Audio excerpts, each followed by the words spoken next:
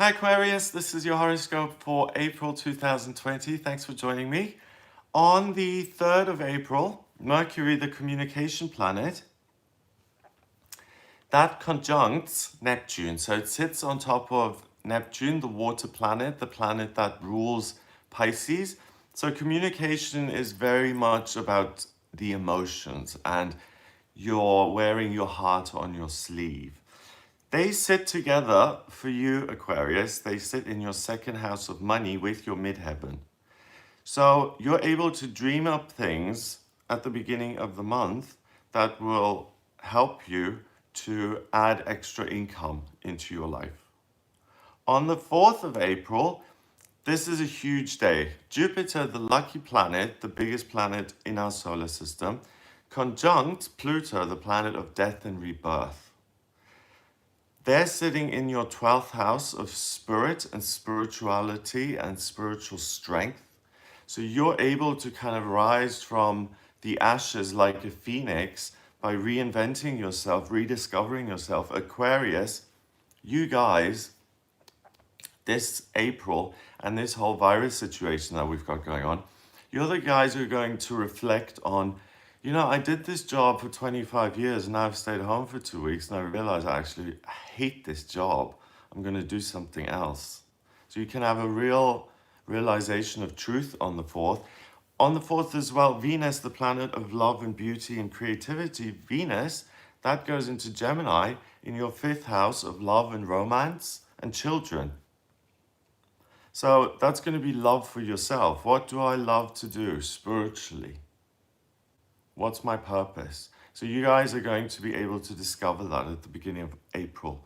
On the 7th, Mars squares Uranus. Mars's ambition, it's in your sign of Aquarius with Saturn in your 1st house. So you feel really good about yourself from the 7th onwards. You feel confident. You feel like you're right. You feel like you've got a platform. You feel like you can communicate with people online and things are going well.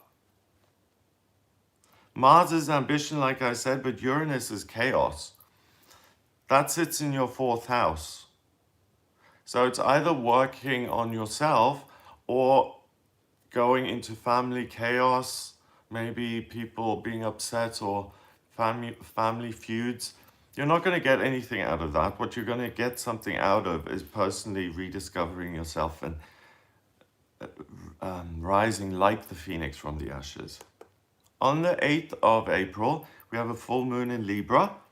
I'll make a separate video on that. But for you guys, Aquarius, it happens in your 9th house of travel. Exploration. I was going like this before. When you have a burp just waiting to get out, but it had to come out. 9th house of education, travel, which is obviously out at the moment, and broadening your horizon. So the 8th, you'll feel real balance in the sense of what you're doing, what you're learning. You'll feel a sense of connection. So you guys are not going to be as inhibited by this as other people because you have more access to online communities and things like that. On the 11th of April, Mercury, the communication planet, that goes into Aries in your 3rd house, and it sits there with your midheaven, Chiron, and the sun in Aries. So it's all about making a start and being really aggressive about what makes you feel comfortable in work. What do you want to change about yourself that has hurt you? The way you talk to yourself, the way you work, the way you have put yourself down. You will realize that when Mercury goes into Aries in your 3rd house, because 3rd house is thinking and communication. Chiron, the wounded healer, the sun, your identity, and the midheaven, your work, those are all up in the air, and you can really transform your working life and heal what you're saying. Mercury moves into Taurus at the end of the month in your 4th house, so that's when family things become calmer for you again. So don't bother with real family things until the 28th. The 23rd, if you can, of course. I mean, if you're living, 5 of you are packed into a little flat, then you don't have much choice. On the 26th 3rd, so that Aries energy is with you for the majority of the month, from the 11th till the 23rd.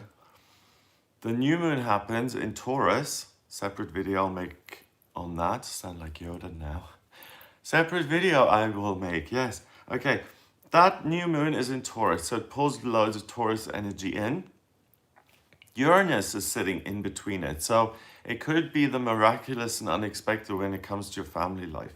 So maybe now you're able to, and I have to correct myself because I said leave it out, family, until the 28th. But with this new moon in Taurus on the 23rd, you get a respite from family chaos, and you're really able to either make up, or a new baby is born, or there's a new member of the family. It's fun times in family life for you guys, Aquarius. Finally, on the 25th, Pluto goes retrograde until September. So Pluto is in your 12th house in Capricorn. When it retrogrades, it's more within. So you are asking yourself, what should I be doing for work? What is my purpose vocationally? If you have questions about that and you'd like me to help you find what your life purpose is or what your vocational aptitudes are, then please get in touch for a personal reading with me via the website gregoryscott.com. You can order your reading there and have a look at the website because we're running a major discount there as well because of this situation. If you like the video, then please hit subscribe and share it online. I hope you have a great April, and I'll speak to you next month.